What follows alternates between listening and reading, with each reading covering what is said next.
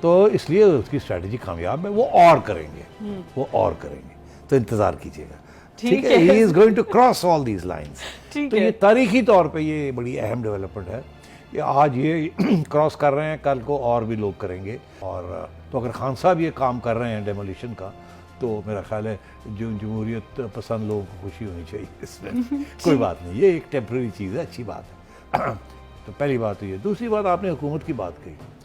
حکومت کے بارے میں آپ نے کہا کہ جی جاوید صاحب یہ کہہ رہے ہیں, اور اس سے پہلے اور بھی بڑی باتیں ہوئی ہیں کہ مریم نے بھی باتیں کی ہیں, تنقید کی ہے اس گورنمنٹ کی, اور لندن سے بھی تنقید ہو رہی ہے.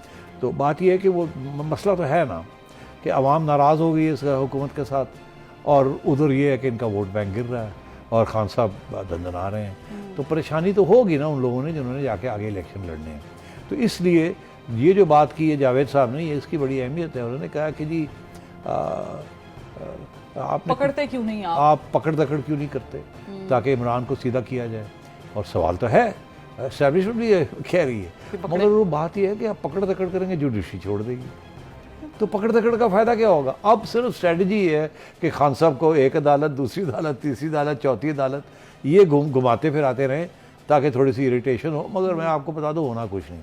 آگے آئیے. YouTube پر گوگلی نیوز دیکھنے کے لیے youtube.com کی سرچ بار میں googly news T V type کریں. گوگلی نیوز کے پیج پر سرخ رنگ کے سبسکرپشن والے بٹن پر کلک کرنا نہ بھولیے. YouTube پیج پر اپلوڈ ہونے والی ویڈیوز سے باخبر رہنے کے لیے بیل آئیکن پر کلک کیجیے. آپ کو ہر نئی ویڈیو کے بارے میں نوٹیفیکیشن موصول ہو جائے گا.